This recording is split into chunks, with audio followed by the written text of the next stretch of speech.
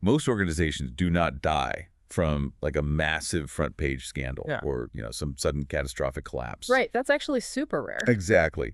They actually die from this quiet, really seductive disease called generosity. Wow. Generosity. Yeah. They just say yes to so many undeniably good things, right? Yeah. So many urgent needs, and they just completely forget who they actually are. Hmm. Have you ever looked at an organization, maybe the place where you work, or a community group you dedicate your weekends to, or honestly, even your own personal calendar? Oh, the personal calendar is a painfully great example. Right. You look at it and realize you are doing a million different things, and yet somehow the whole endeavor just feels entirely lost. It's that feeling of high velocity with zero trajectory. I mean, you are moving incredibly fast, but you have literally no idea where you are actually going. Which is incredibly frustrating when you are trying to diagnose the problem. Yeah. Because usually when we talk about a diagnosis, there's an expectation of precision. Like, you break your arm, the x-ray shows a jagged white line, and the doctor points at the film and says, there's the fracture. It's clean, visible, and highly categorizable. But when you step into the world of organizational health, and specifically the health of spiritual communities, that X-ray machine is completely useless. You are looking at a diagnostic landscape that is fundamentally murky. I mean, you see motion, you see calendars packed to the brim with immense, you see budgets being spent. But the actual soul of the thing is, well, it's entirely disoriented.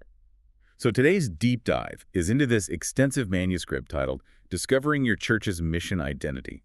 And while the source material focuses heavily on the intricate dynamics of local churches, the underlying mechanics of how a group loses its soul and the radical disciplined honesty required to get it back apply to almost any gathering of human beings trying to accomplish a shared goal. Yeah, the overarching thesis here is deceptively simple, actually. Activity is not the same as calling. Expansion is not the same as faithfulness. A community can be wildly busy, it can be bursting with well-intentioned generosity, and it can still be drifting dangerously far from its core purpose.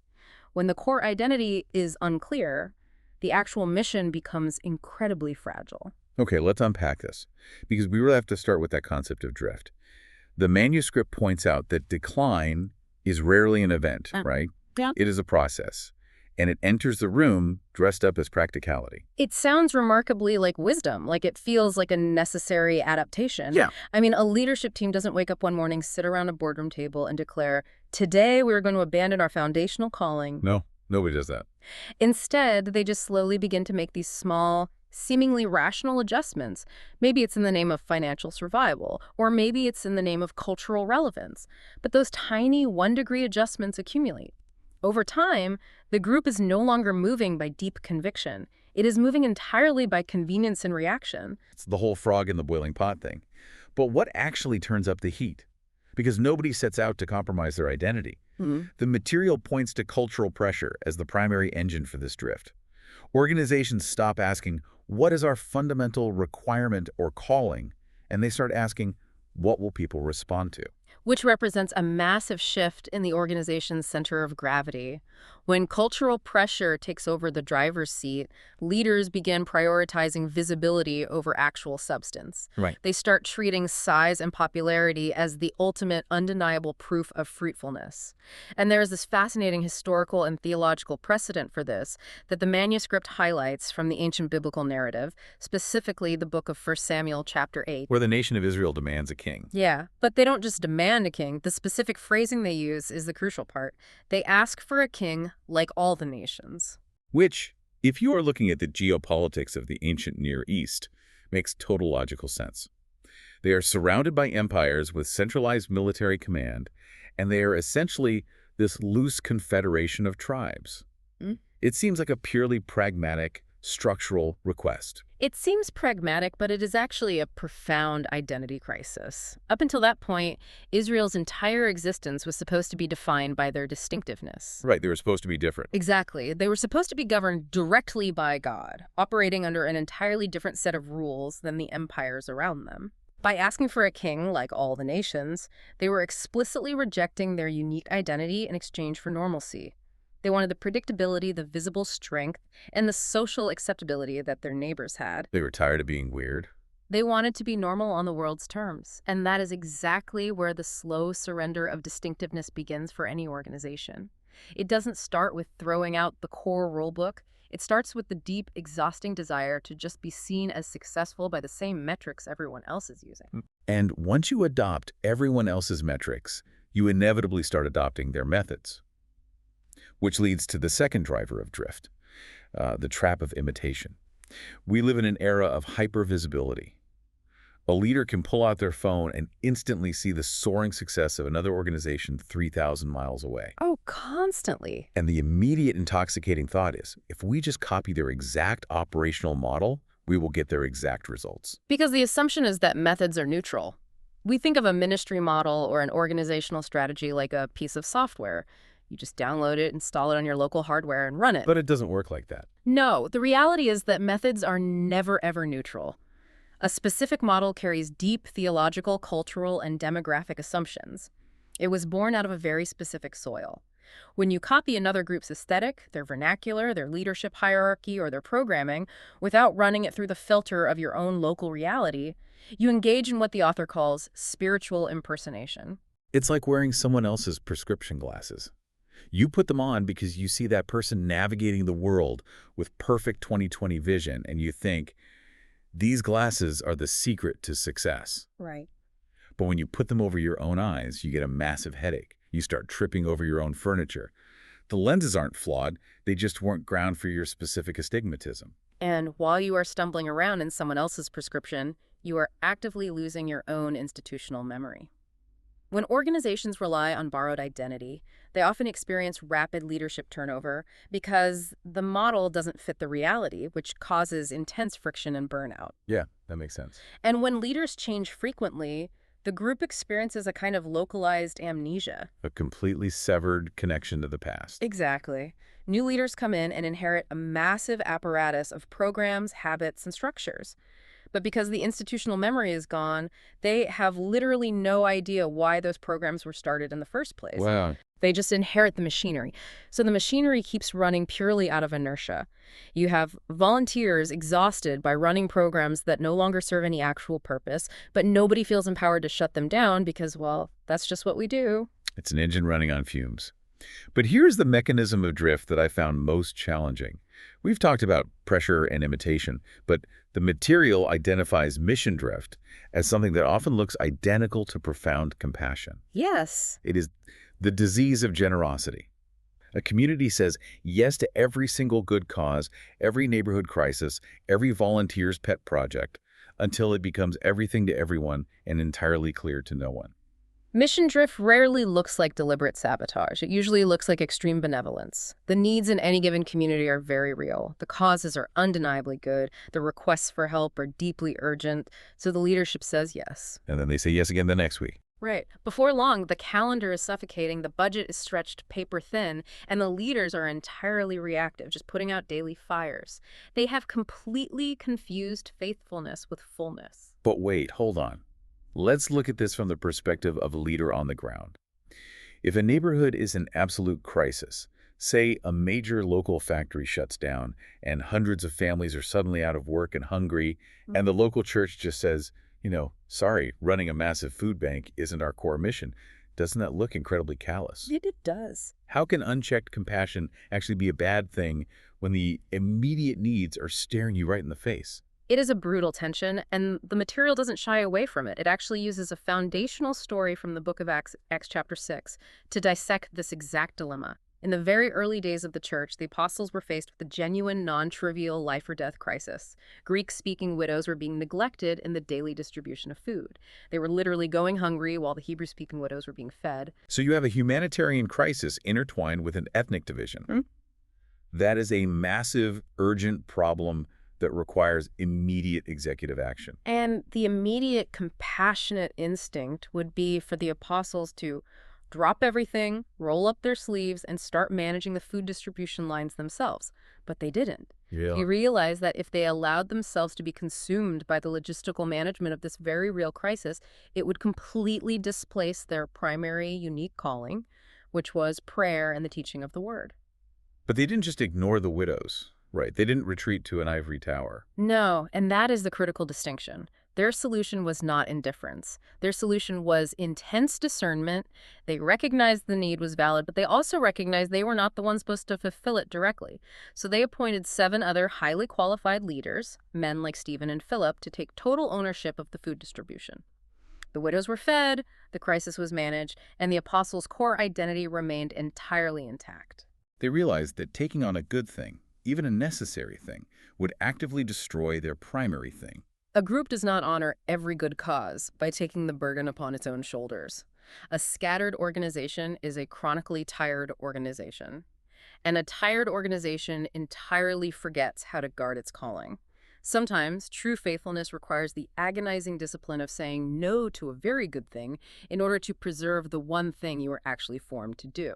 So if cultural pressure, the imitation of shiny models, and the undisciplined yes of generosity guarantees a slow death, what is the alternative? How does a group figure out what its unique identity is supposed to be in the first place? This requires a fundamental reversal of how modern groups operate. We have to establish who we are long before we ever decide what we are going to do. It is the complete inversion of the modern corporate playbook. Today, the immediate instinct is to start with a whiteboard session focused on strategy. We asked, what works? What scales? How do we hack growth? We assume that if we just get the strategy right, our organizational identity will naturally form around it. But strategy, without a deeply rooted identity, is just noise. It's hollow. It is entirely borrowed strength. When you lead with strategy, you are constantly anxious because your entire existence is validated only by the immediate visible results of that strategy. If the numbers dip, your identity collapses. The manuscript points to a fundamentally different architecture, drawing on how God operates throughout the biblical narrative. The pattern is incredibly consistent. Divine calling is always rooted in divine naming.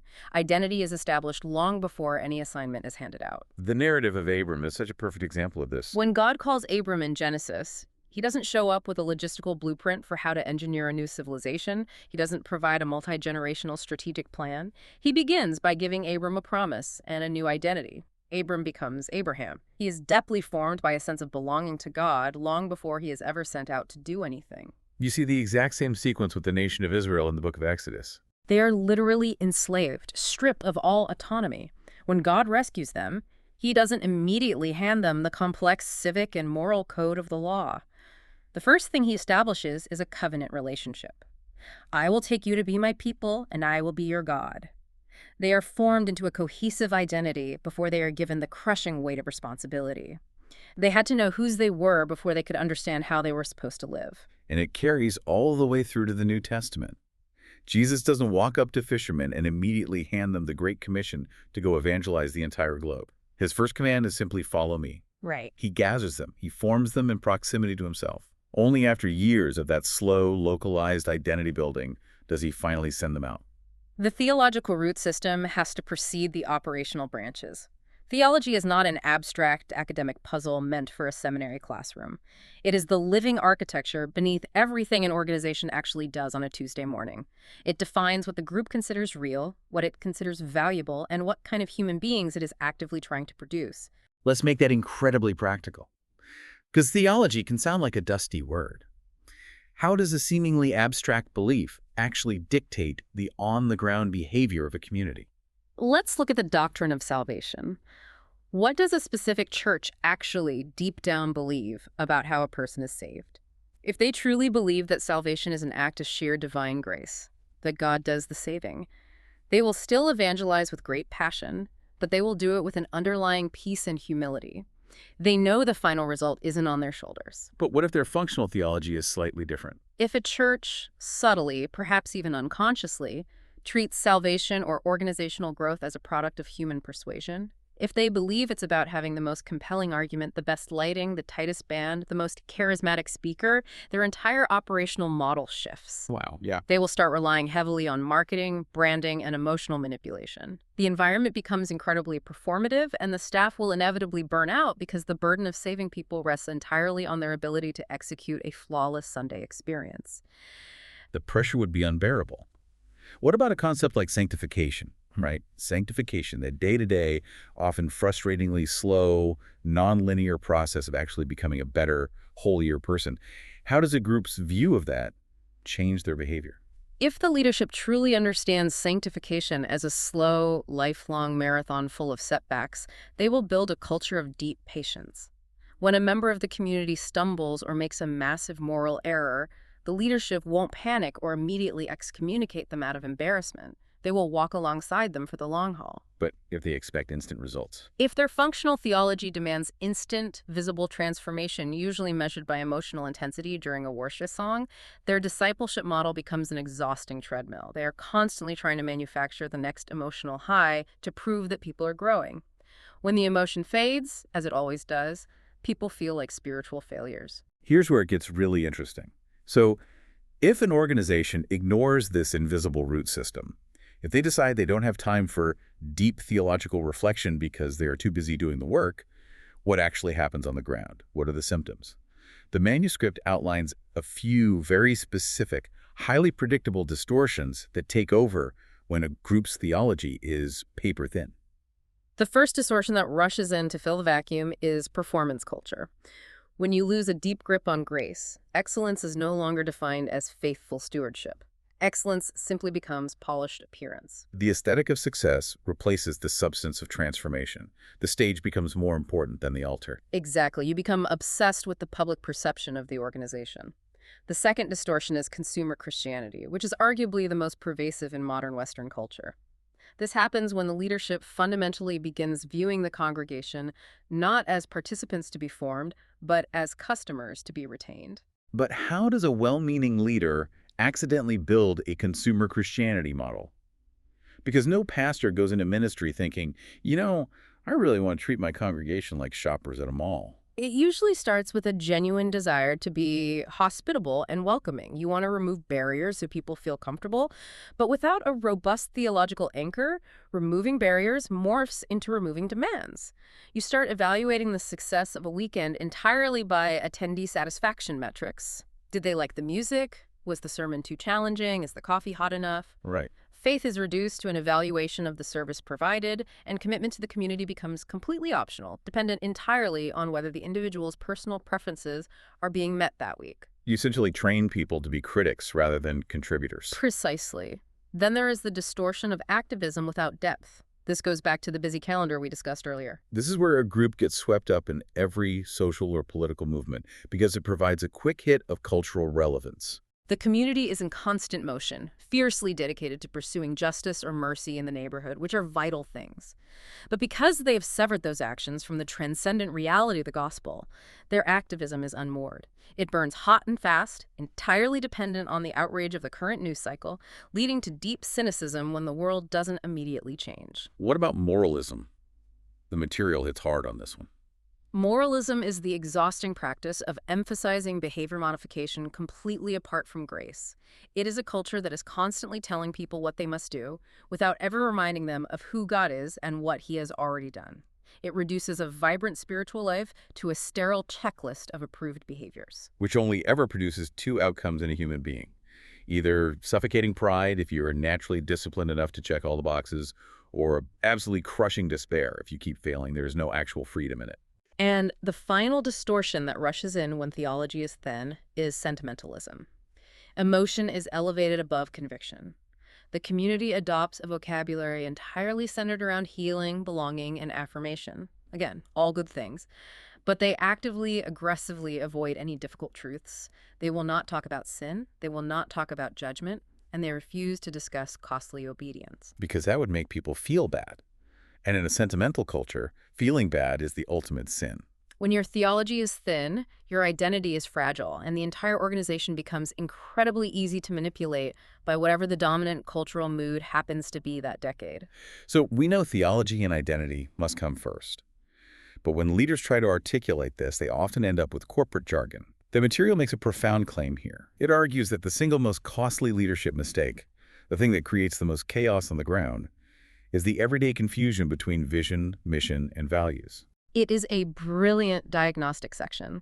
The author compares an organization that confuses these three concepts to a massive ship attempting to navigate the ocean with three different compasses, all pointing in completely different directions. The crew is entirely sincere, They're rowing as hard as they can. Nobody is slacking off. But because the compasses are conflicted, the ship is just spinning in circles. The author uses a fantastic phrase to describe this: strategic noise without spiritual coherence. People are exhausted by the effort, but there is no forward momentum. To fix the compasses, you have to define the terms with absolute clarity. Let's break them down. What exactly is vision? Vision answers one specific question. What is the future we are seeking under God? Vision is the horizon. It is inherently aspirational. It is the sweeping picture of the transformed reality you believe your work will ultimately produce. For a city church, a vision statement might be a metropolis marked by deep spiritual renewal, where families are restored and neighborhoods flourish. It is the ultimate destination. It's the picture on the front of the puzzle box. Yes. But you can't live on the horizon. You have to travel there. That is where mission comes in. Mission answers the question, what are we specifically called to do right now? If vision is the horizon, mission is the concrete road beneath your feet. It is not a vague, sweeping sentiment like, we exist to love people. It is your specific, localized, daily vocation. The actual work. We are called to make disciples, baptize, teach the scriptures, and provide specific care to the vulnerable populations within a 2-mile radius. That is a mission. It is actionable. And then we have values. Values answer the question. How will we behave while we are executing that mission? Values define the culture and the moral manner of the journey. They are the non-negotiable commitments to things like radical humility, transparent truthfulness, and sacrificial generosity. If mission is what you do, values are how it feels to do it. So to make this concrete for you listening, vision is the destination on your GPS. Mission is the specific vehicle you're driving right now. And values are the rules of the road. If you confuse mission with vision, you're just sitting in your driveway daydreaming about the beach, but you haven't turned the car on. You have a beautiful destination, but no actual vehicle to move you forward. What's fascinating here is how the text warns about the specific costs of confusing these three. If you confuse mission with vision, as you said, the community dreams beautifully, but never organizes its actual life to arrive anywhere. It becomes a salon for big ideas with zero execution. What happens if you confuse mission with values? You end up making your daily tasks feel incredibly noble, but you entirely fail to define the underlying culture required to sustain them. You might have a mission to feed the homeless, but if you haven't established a value of respecting human dignity, your volunteers might feed people while treating them like absolute burdens. The task gets done, but the culture is toxic. The material highlights something really vital here regarding those values. We see words like excellence and authenticity plastered on the walls of almost every organization today. But the manuscript insists these concepts have been hijacked and must be redefined biblically. Yes, excellence in modern corporate speak usually just means a flawless, highly produced aesthetic. But if a church adopts excellence as a value, it cannot mean polished emptiness.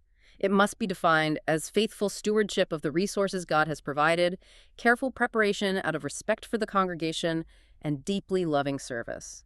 It is excellence in the service of forming disciples, not excellence as a platform for human ego. And authenticity. The cultural definition of authenticity right now is basically unfiltered self-expression. It's oversharing on the internet and demanding that everyone validate whatever you happen to be feeling at that exact second, completely detached from any concept of repentance or growth. Biblically, authenticity is much more robust and much more painful. It means rigorous truthfulness before God. It means being terrifyingly honest about your own sin and brokenness, not to celebrate it, but to open yourself up to actual transformation. Theology is the only thing that holds these three together. Without it, your vision becomes a fantasy, your mission becomes exhausting activism, and your values devolve into mere sentiment. So we now understand the mechanics of identity, vision, and mission. But how does this actually manifest in the real world? Does every faithful organization look exactly the same? The text provides a brilliant thought experiment to prove that faithfulness does not require sameness. It is a phenomenal exercise in contextual theology. The author asks us to imagine two different churches planted in the exact same sprawling city. Let's establish their similarities first. They both preach the exact same historic gospel. They hold the exact same orthodox doctrines. They sing the exact same songs on Sunday. Their theological root systems are identical. But the way they live out that theology, their actual mission and shape, is completely different. Let's look at Church 1. The material calls this the gospel home. Picture the neighborhood. Church One is located in a highly transient, rapidly developing urban district. It is dominated by massive apartment complexes filled with university students, young professionals on short-term corporate rotations, and people constantly arriving and leaving. Because the turnover is so high, nobody knows their neighbors. The defining psychological reality of the entire zip code is acute, unspoken loneliness. They were completely untethered. Precisely. So the leadership of Church One goes through a slow process of discernment. They realize that their specific, localized mission identity must center almost entirely on evangelistic hospitality. Before they can ever hope to run a complex theological seminary program, they have to become a surrogate family. Their vocation is welcoming strangers, relentless table fellowship, and mentoring spiritually untethered young adults. The metric for success isn't how deep the theological lecture was. It's how many lonely people were invited to a dinner table that week. Now, contrast that with Church Two, which the author calls the generational household. A totally different world. Church Two is located in a historic, deeply rooted part of the same city. Families have lived on these streets for multiple generations. Grandparents are deeply involved in the daily lives of the children. The neighborhood is structured entirely by memory and tradition. So if they try to run the rapid-fire, stranger-focused hospitality model of Church One, it would completely misfire. Yeah. The leaders of Church Two discern a completely different calling based on their reality. Their mission identity focuses heavily on intergenerational discipleship. They prioritize pastoral stability, deep family ministry, and honoring and caring for the elderly. They aren't trying to be a rapid triage center for the lonely. They are trying to be a sturdy house that shelters multiple generations in the truth. the text argues that neither is superior. Right. Neither is more holy. They are simply answering different invitations from God based on the specific wounds of their geography. So what does this all mean? It's like two restaurants operating in the same city. One is a fast casual taco spot located right across the street from a massive college campus. The other is a legacy fine dining establishment downtown. They both exist to feed people. But if they suddenly decide to swap menus and operational styles, they both go out of business. The fast casual spot doesn't have the kitchen to execute a fine dining menu, and the college students don't have 3 hours for lunch. Context isn't a threat to the recipe, it's just where the recipe is cooked. I love that analogy because the text explicitly states context is not a threat to theology. It is the place theology is lived. The incarnation of Christ himself was context-specific. Jesus didn't just shout salvation down from the clouds as a generic concept. He took on flesh in a very specific time, operating within first-century Jewish cultural dynamics. God didn't ignore zip codes. Exactly. Therefore, churches must ask, what specific burdens has God placed on us? What are the unique bleeding wounds of the neighborhood sitting right outside our front doors? If Church 1 tries to act like Church 2, it becomes rigid and fails the lonely transients. If Church 2 acts like Church 1, it alienates its elders. Comparison is a poor guide for ministry. It produces envy. Discernment produces confidence. If contextual identity is so vital, how does leadership actually figure out what their specific calling is? The text introduces a concept that directly challenges modern corporate efficiency discernment. The art of listening before you lead. This is where the friction with modern culture is the highest. We prize speed and visible outcomes. We want clear action items and rapid decisions. We view a quiet room as a waste of time. But the text argues that urgency is not always wisdom. Sometimes it's just fear. We just want to do something to prove we are useful. Discernment is slow. It is communal. And it requires surrendering the illusion of control. The manuscript lays out 4 specific practices to cultivate this kind of discernment. The first is prayer. But not just the quick blessing before a board meeting, right? No, this is sustained prayer that reorders the leadership heart, waiting before speaking. It reveals whether a proposed initiative is actually driven by faith or if it's just driven by the leader's personal need for a win. The second practice is scripture reflection. Using the Bible not as proof text for a strategy you've already decided on. Right, but using it to keep the church honest about God's priorities. The third is leadership conversation. Why is the communal aspect so critical here? Because you have to avoid a personality-driven identity. A healthy identity can never be imposed by a single voice. It requires communal wisdom. It tests whether a new direction is truly a conviction or just the dangerous momentum of one really loud person in the room. And the fourth practice is congregational listening. The belief that the Spirit speaks through the body. Look at what the people are already doing with joy and fruitfulness. Do people naturally turn to each other in suffering? Your church might have a calling for pastoral care. You don't need to invent it. You just need to resource what is already happening. But honestly, for a leader trying to keep the lights on, doesn't listening to the congregation and waiting in prayer sound a bit like a recipe for paralysis? When do you actually make a decision? If we connect this to the bigger picture, the text addresses this exact tension. It issues a strong warning against paralysis. Leaders must be brave enough to decide. However, a pause is not weakness. It is stewardship.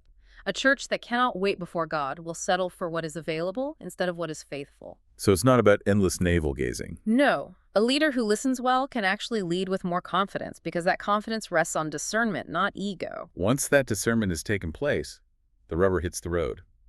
How do you implement this new clarity? The text offers a gritty, practical 5-step audit called disciplined honesty. This is not about branding. It is measured truth-telling. Steps 1 and 2 are to write an honest statement and name 3 convictions. What theological doctrines actually govern the church? Not what's on the website, but what carries operational weight. Step 3 is where feelings get hurt. Compare your stated identity with your actual activity. The author points out that the most revealing questions aren't in the mission statement. They are in the budget and the calendar. Activity discloses allegiance.